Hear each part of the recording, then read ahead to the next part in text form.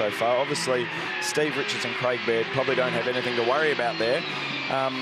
But at this rate, you never know. By the end of the... Oh, no, it's Foster.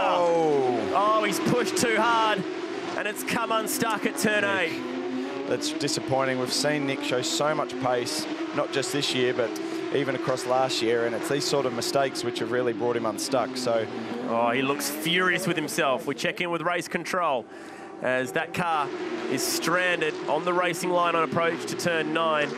And if a safety car... Look at him. He'll be devastated with himself.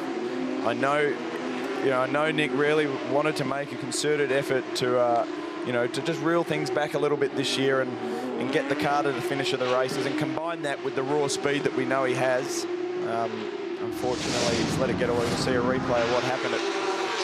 He lost the rear end. See Dave Russell having a big moment avoiding Nick Foster. Heavy damage to the left-hand side of Nick Foster's car.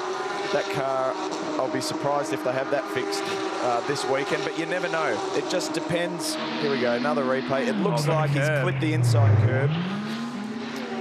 Remembering that in these Porsche Carrera Cup cars, we're sitting on the left-hand side of the car. A corner like turn 8, a right-hander, it is difficult to judge where the right-hand side of the car is, and it's an easy mistake to make, but it's a mistake you can't afford to make at this level.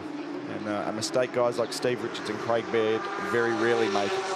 So Nick's showing fantastic pace. You can see him lose the rear of the car, heavy impact.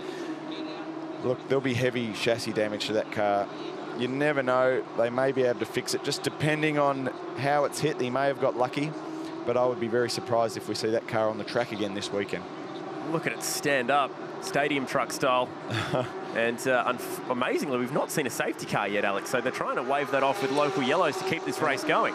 And look, probably an interesting thing to note is that James Bergmuller has his hands on the one spare shell that lives down at PCA. If that car does need a new shell and it's not repairable,